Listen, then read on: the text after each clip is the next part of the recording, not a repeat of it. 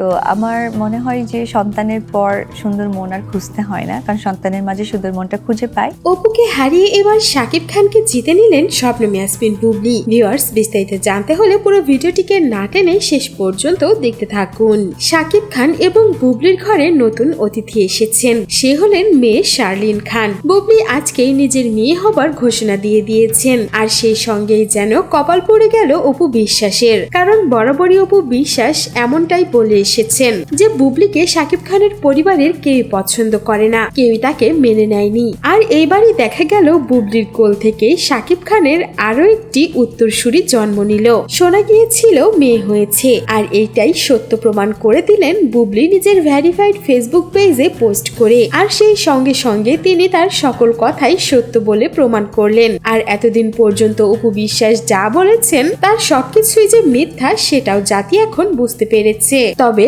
Abraham খান জয়ের জন্য শাকিব খানের পরিবারে নেহাইতে যাতায়াত করেন অপু বিশ্বাস বিশেষ দিনগুলোতে, এবং যখনই জয়ের মন চায় বাবার সঙ্গে দেখা করাতে নিয়ে যান অপু বিশ্বাস। এর বাইরে শাকিব খানের সঙ্গে তার কোনোই সম্পর্ক নেই, কিন্তু বুবলি বরাবরই বলে এসেছিলেন তিনি শাকিব খানের সঙ্গে সংসার করছেন, তাদের ডিভোর্স হয়নি। আর এইবার শেহজাদ খান বীরের পর শাকিব খানের আরো একটি সন্তান জন্ম দিলেন তিনি। বুবলির এই একটি পোস্টে তোলপাড় শুরু হয়ে গেছে দর্শকদের মাঝে। সবাই বেশ কৌতূহলেই ছিলেন এতদিন বুবলির কি সন্তান হয়েছে জানার জন্য, আর দর্শকদের মনের সেই আশাটাই এবার আজকেই পূরণ করে দিলেন বুবলি। সেলিব্রিটিরা থেকে শুরু করে জনসাধারণ সবাই বুবলি আর তার সদ্যজাত মেয়ের জন্য অনেক দোয়া করছেন এবং সাকিব বুবলিকে শুভকামনাও জানাচ্ছেন। শেষমেশ এবার অপু বিশ্বাসকে হারিয়েই দিলেন বুবলি। বুবলি জন্ম দিলেন শাকিব খানের দুই উত্তরসূরিকে, আর অপু বিশ্বাস জন্ম দিয়েছেন একটিকে, যেটা নিয়ে অনেকে আবার হাসাহাসিও করছেন। সো ভিউয়ার্স, এই ছিল আমাদের আজকের ভিডিও।